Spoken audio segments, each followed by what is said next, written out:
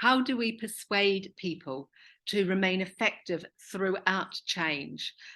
A recent UK change manager asked me during our webinar, and it's probably an issue for many people because, of course, what happens, and I see it again and again in organizations, both my clients and other organizations, as soon as people hear there is change and that they might lose their job, they stop working.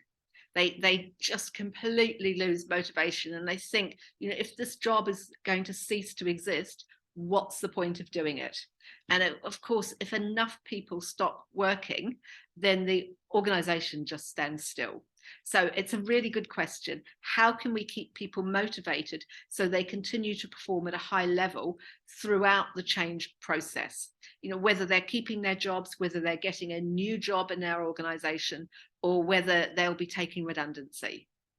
And the key really is, as we first announce change, really important when we first announce change, but throughout the change process, that we don't unsettle them, that we give them hope for their futures, but also, they really care about their customers, whether the customers are internal or external, and they care about their colleagues and the teams that they work with.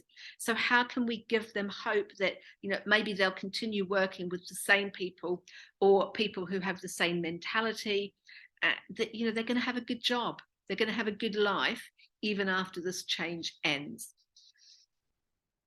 And then the first thing, of course, is, to put ourselves in their shoes and ask ourselves, why should they continue to be motivated and work hard? Why would they? What are the benefits for them of continuing to work hard? And what difference do we want them to make?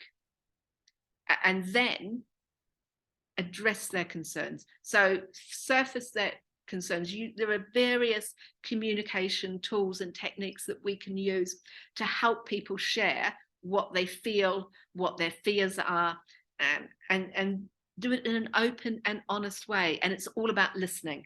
So it's not about telling them they're wrong, not about telling them, how we're going to do things, but just listening and showing empathy. That's what's really impactful. And then, if they will be leaving, finding out what it is that will persuade them to be motivated until they do leave. So it could be money. It might be that they want a pot of money, and it might be more than you initially thought to offer. It might be that they want their benefits to continue.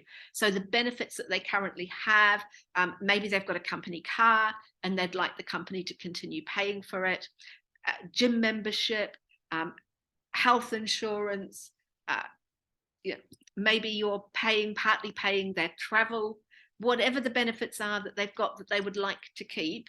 How can the company continue paying for those? And of course, over what time period? Maybe they'd like help finding a new job. Maybe they'd like help setting up a business. Maybe they would like to do some more training, gain a qualification. So lots of different ways of helping them that's not just money. And often people don't want more money. They do want to be paid off, but not necessarily a huge lump sum, because the other benefits are more valuable to them, even if they cost less.